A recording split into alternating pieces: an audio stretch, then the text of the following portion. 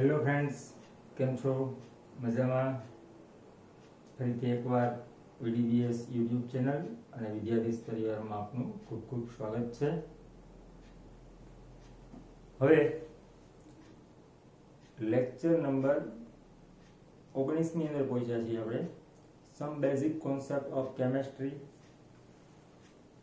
આગળના લેક્ચરમાં એટલે કે 18મા લેક્ચરની અંદર આપણે તત્વોના ટકાવાર પ્રમાણ પરથી તેના અણુસૂત્ર અથવા તો અણુસૂત્ર પરથી જે તે તત્વોનું સંયોજનમાં ટકાવાર પ્રમાણ નક્કી કરતા શીખી ગયા છે.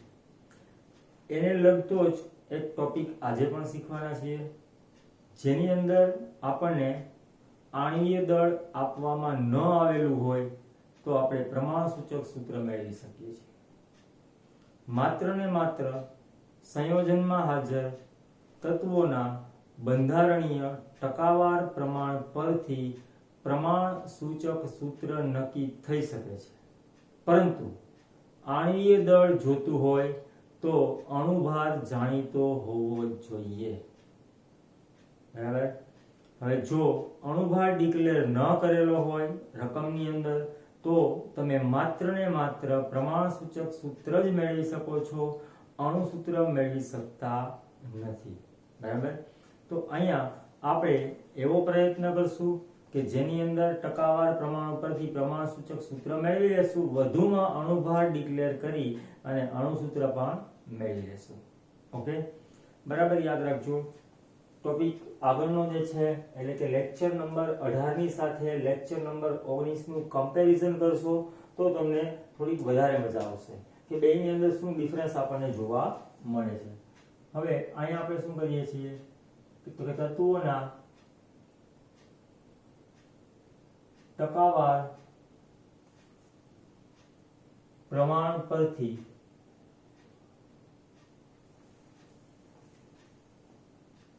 પ્રમાણ સૂચક સૂત્ર મેળવવું અને ત્યાર પછી પ્રમાણ સૂચક સૂત્ર પરથી અણુસૂત્ર મેળવવું.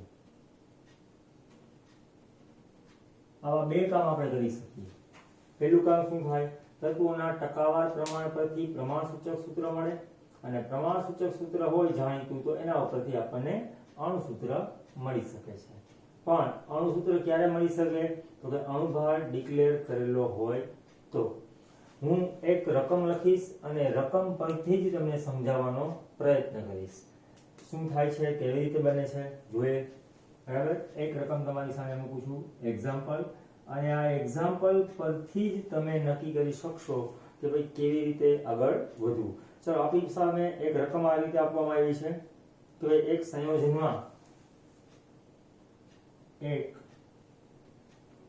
સંયોજનમાં હાઇડ્રોજન બરાબર 4.07%, 4.07%, પછી કાર્બન 24.47%, કાર્બન બરાબર 24.47% અને 71.65% ક્લોરીન, ક્લોરીન બરાબર 71.65%. આટલું આપેલું છે. હવે આપણને આણ્વીય દળ આપેલું છે 98.96. આણ્વીય દળ બરાબર 98.96 યુનિફાઈડ માસ. તો આપણે શું નક્કી કરવાનું છે? પ્રમાણસૂચક સૂત્ર નક્કી કરવાનું છે અને અણુસૂત્ર નક્કી કરવાનું છે. ધારો કે પહેલા તમને આ આપેલું નથી. જો આ આપેલું હોય તો આણ્વીય દળ અને ટકાવાર પ્રમાણ પરથી મેં તમને આગળના લેક્ચરમાં અણુસૂત્ર મેળવતા શીખવેલું છે. અને અણુસૂત્ર મળી જાય પછી એમાંથી તમે કંઈક સામાન્ય કાઢ નાખો તો પ્રમાણસૂચક સૂત્ર મળી જાય. બરાબર? પણ આ ન આપેલું હોય તો તમે માત્ર ને માત્ર પ્રમાણસૂચક સૂત્ર જ મેળવી શકો છો. એ પણ આગળની એક પણ પદ્ધતિ નહીં, હવે જે વાત કરવાના છીએ એ પદ્ધતિ દ્વારા. તો આના માટે શું કરવું પડે? તો કે સૌથી પહેલા તો કેટલા તત્વો છે એની જાણકારી મેળવવી પડે આપણે. તો પહેલા શું જાણકારી મેળવશું? હાઇડ્રોજન છે, કાર્બન છે અને ક્લોરીન છે. તો ત્રણેયના ટકાનો સરવાળો છે એ ચેક કરી લ્યો. 100 થઈ જાય છે કે નથી થઈ જતો? હે? તો પહેલું તમારે ચેકિંગ આ કરવું પડે. હાઇડ્રોજન બરાબર 4.07%, બરાબર. પછી કાર્બન બરાબર 24.47% અને ક્લોરીન બરાબર 71.65%. ચલો સરવાળો કરો. 7 ને 7 14 ને 5 19 9 1, બરાબર. એટલે કેટલા થશે? 5 ને 6 11 1. તો 7 ને 7 14 ને 5 19 એટલે 1, બરાબર. 5 અને 6 11 એટલે 1. અહીંયા આવશે 1 એટલે 5. 5 અને 5 10 0 ઉપર 1, બરાબર. એટલે કેટલા થયા? 3 અને 7 0 એટલે કે 100.19 જેવું થયું, બરાબર. 7 ને 2 9 ને 10 100.19 થાય છે. તો 100.19 થાય તો કઈ વાંધો નહીં, કારણ કે નિયર અબાઉટ 100 જ કહેવાય. એટલે એનો મતલબ એવો થયો કે આની અંદર કોઈ ઓક્સિજન હાજર નથી. જો 100 કરતા ટકા ઓછા મળે તો સમજવાનું કે એની અંદર ઓક્સિજન તત્વ હાજર છે અને ઘટતા ટકા છે એ ઓક્સિજન ના હોવા જોઈએ. એટલે અહીં માત્ર ને માત્ર 3 તત્વો હાજર છે એવું આપણે નક્કી કરી શકીએ છીએ, બરાબર. તો સૌથી પહેલા તમારે શું કરવું પડશે? એક ટેબલ બનાવવું પડશે. ટેબલ કેવી રીતે બનશે? બરાબર જુઓ. ટેબલની અંદર શું ડેટા કેવી રીતે ફિલઅપ કરવાના છે? જો ટેબલમાં પહેલી કોલમ તમારી આવશે તત્વો, બરાબર.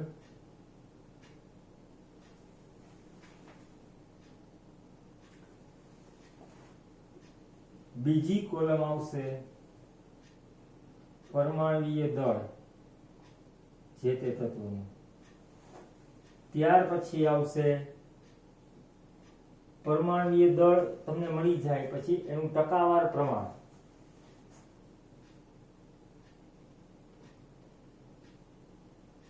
અથવા તત્વના ટકા એમ લખો તો વધારે સારું રહેશે. તત્વના ટકા. ચાલો, ઓકે. ત્યાર પછીની કોલમ છે પર્સન્ટેજ ભાગાકાર પરમાણ્વીય દળ. ઓકે.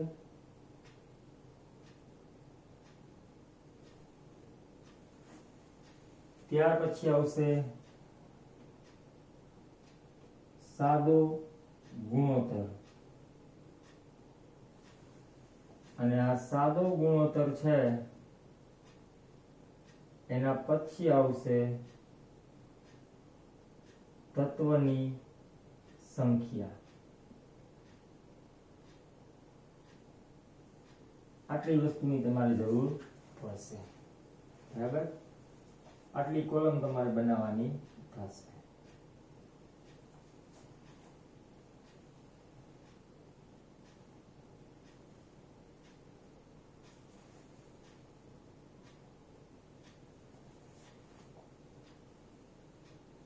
ચલો, ઓકે.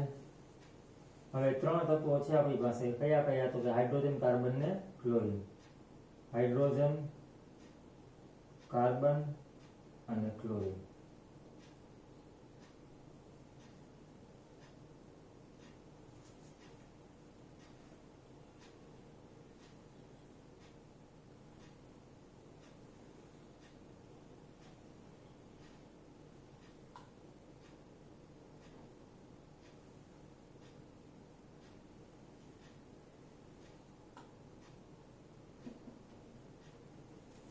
આટલું કામ તમારે કરવાનું છે.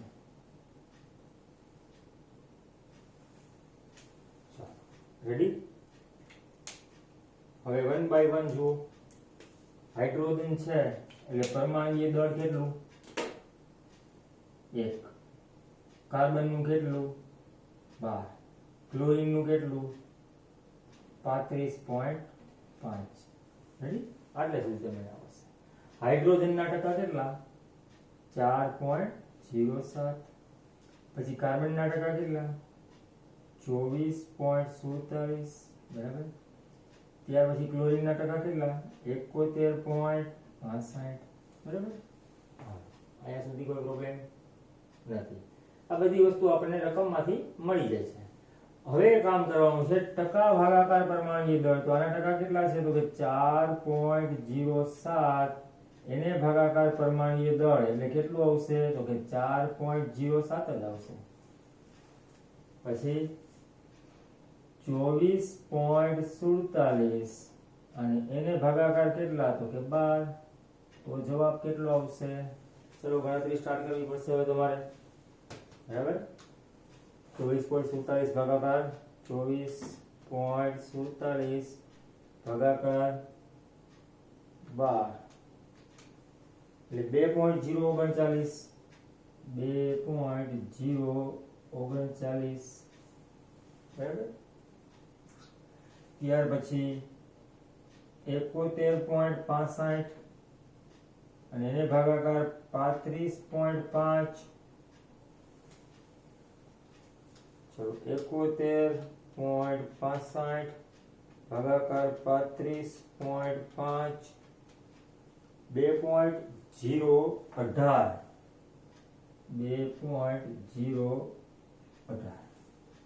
આવો કંઈક જવાબ આવશે. બરાબર. જે તે તત્વના ટકા એને ભાગાકાર એનું પરમાણ્વીય દળ. ઓકે. હવે સાદો ગુણોત્તર કોને કહેવાય? તો આ ત્રણ માંથી સૌથી નાની સંખ્યા કઈ છે?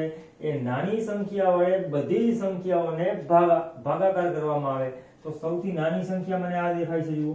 હે તો 4.07 ને 2.018 વડે ભાગવામાં આવે.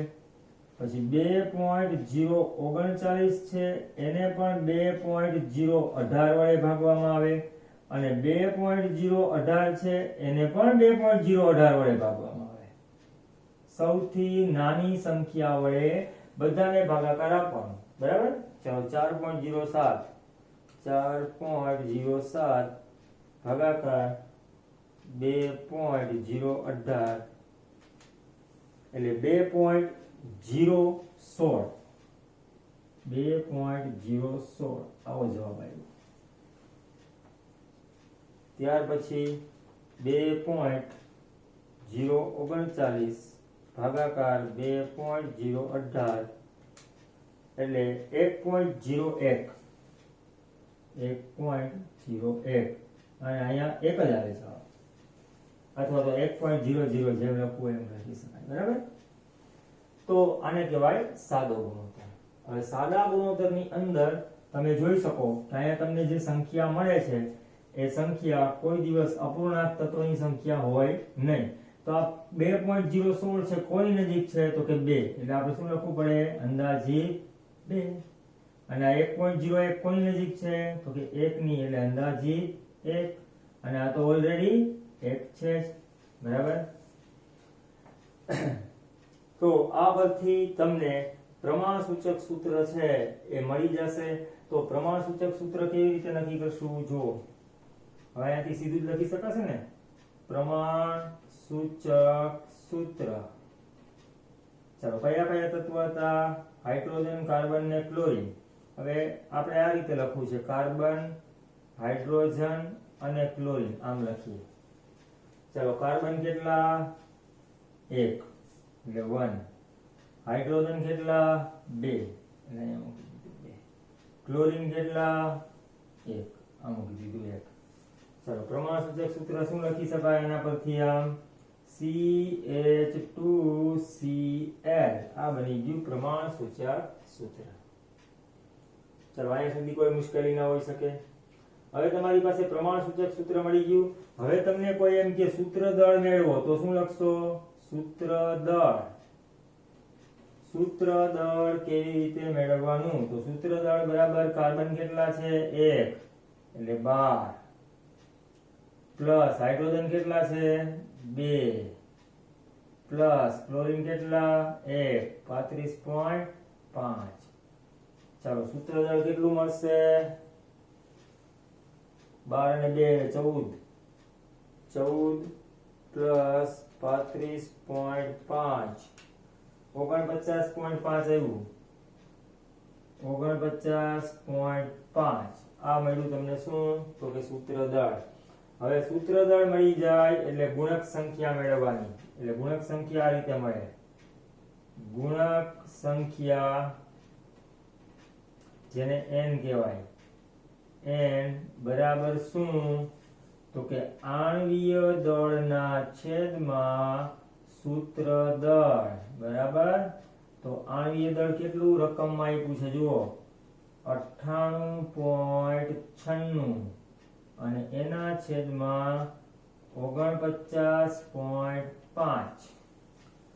ચાલો 98.96 ભાગાકાર 49.5 બરાબર 1.99 જવાબ આવ્યો. 1.99 બરાબર, જેને આપણે 2 કહી શકીએ કારણ કે ગુણક સંખ્યા કોઈ દિવસ અપૂર્ણાંક ન આવે બરાબર. એટલે આપણે શું લખવું પડે 2. હવે તમારી પાસે ગુણક સંખ્યા પણ છે તો હવે અણુ સૂત્ર બરાબર આવું લખવાનું. અણુ સૂત્ર બરાબર ગુણક સંખ્યા n ગુણાકાર પ્રમાણ સૂચક સૂત્ર. તો ગુણક સંખ્યા કેટલી છે તો કે 2 અને એને ગુણાકાર પ્રમાણ સૂચક સૂત્ર શું છે C1H2 અને Cl. તો જવાબ શું આવશે C2 કાર્બન 2, હાઇડ્રોજન 2 ને 2 4, ક્લોરીન કેટલા આવ્યા 2. તો આ બની ગયું તમારા માટે અણુ સૂત્ર. તો આ રીતે અણુ સૂત્ર મળી શકે. ચલો સમજાય છે. પ્રમાણ સૂચક સૂત્ર મેળવવા માટે અણુ સૂત્રની કોઈ જરૂર પડતી નથી, પણ અણુ સૂત્ર મેળવવું હોય તો જ આણ્વીય દળની તમારે જરૂર પડે. ત્યાં સુધી આણ્વીય દળની જરૂર નથી. પ્રમાણ સૂચક સૂત્ર તો માત્ર આ કોઠા ઉપરથી પણ તમને મળી જશે બરાબર. ઓકે, હવે અણુ સૂત્ર આપેલું હોય અને જો પ્રમાણ સૂચક આણ્વીય દળ આપેલું હોય, આણ્વીય દળ તમને આપેલું હોય અને પ્રમાણ સૂચક સૂત્ર મેળવવું હોય તો બીજી રીતે પણ ગણી શકાય કે જેમાં તમને પહેલા અણુ સૂત્ર મળે અને પછી પ્રમાણ સૂચક સૂત્ર મળે બરાબર. આમાં આપણને પહેલા પ્રમાણ સૂચક સૂત્ર મળે અને પછી અણુ સૂત્ર મળે છે. ચલો આ જ દાખલો છે એ બીજી રીતે પણ તમે ગણી શકો છો. ચાલો જોઈ લઈએ બીજી રીત શું છે. આ વસ્તુને પહેલા તમે નોંધી લેજો બરાબર. ઓકે,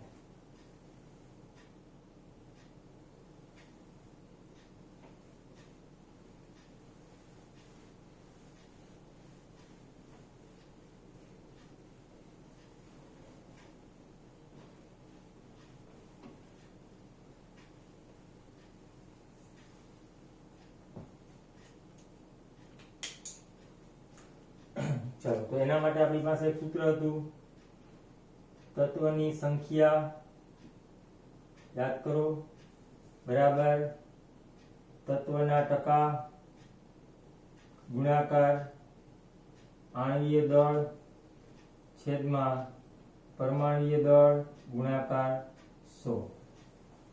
ચલો તત્વ કયું તો કે કાર્બન. ચલો કાર્બનની સંખ્યા બરાબર કાર્બનના ટકા કેટલા તો કે 24.47 એને ગુણાકાર આણ્વીય દળ 98.96 છેદમાં 12 ગુણાકાર 100. ચલો 24.47 ગુણાકાર 98.96 ભાગાકાર ઓકે 2.01 એપ્રોક્સ કેટલા લખવાના 2.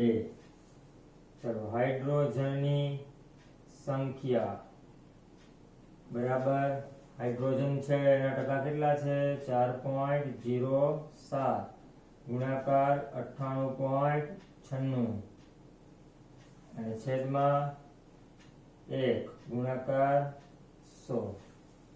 ચલો ગણીએ 4.07 0.07 ગુણાકાર 98.96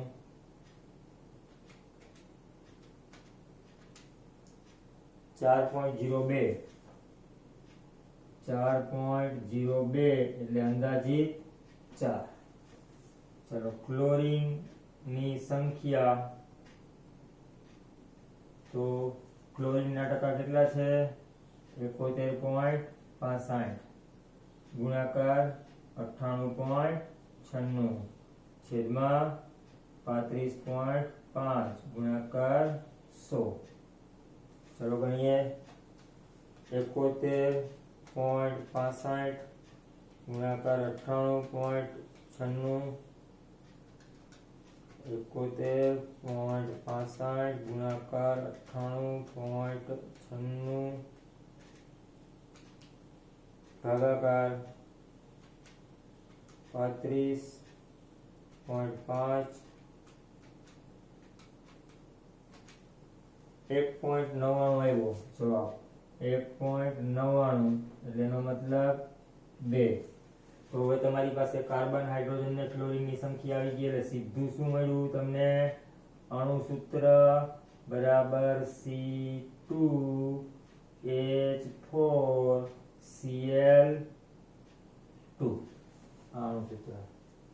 હવે આપણને કોઈ એમ કહે પ્રમાણ સૂચક સૂત્ર મળ્યો તો પ્રમાણ સૂચક સૂત્ર બરાબર શું કરવાનું તો કે C બે સામાન્ય કાઢ્યા એટલે 1H2Cl1 સામાન્ય કેટલા નીકળી ગયા 2 બરાબર.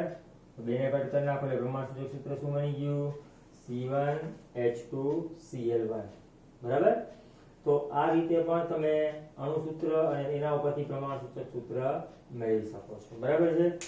ચાલો હવે ત્યાર પછી પ્રેક્ટિસ માટે બીજા દાખલાઓ છે એની વાત કરીએ. આ વસ્તુ પણ તમે નોંધી લેજો બરાબર છે.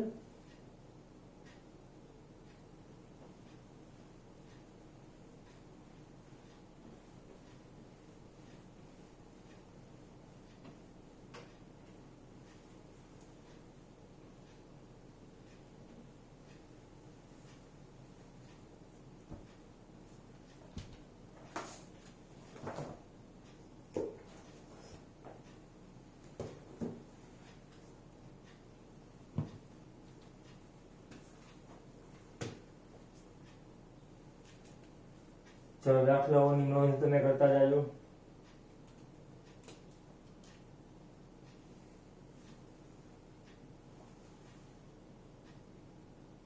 એક્ઝામ્પલ નંબર 1 હું ડેટા લખી જાઉં છું. કાર્બન હાઇડ્રોજન અને ઓક્સિજન. ચલો કાર્બન હાઇડ્રોજન અને ઓક્સિજન. કાર્બનના ટકા 54.55 54.55 9.06 ઓકે અને 36.39 ટકા બરાબર. ચાલો પ્રમાણ સૂચક સૂત્ર અને અણુ સૂત્ર તમારે મેળવવાનું છે બરાબર. આણ્વીય દળ કેટલું છે 88 ગ્રામ પર મોલ. પ્રમાણ સૂચક સૂત્ર અને અણુ સૂત્ર બે મેળવવાના છે તમારે. પ્રમાણ સૂચક સૂત્ર અને અણુ સૂત્ર બે મેળવવાના છે આ દાખલા માટે.